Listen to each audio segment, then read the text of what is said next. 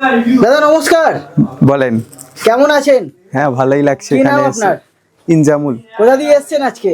আমি এসেছি উড়িষ্যা থেকে। উড়িষ্যা থেকে এসেছেন?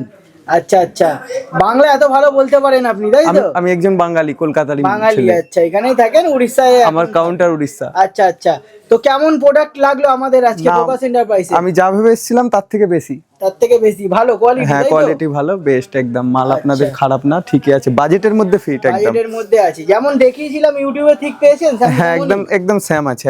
অনেক সময় হয় কি ফেক দেখায় ভিডিও, হ্যাঁ। আবার পরে এসে মাল দেখি যেটা মানে আমাদের পছন্দই পাওয়া হয় যায় না, না।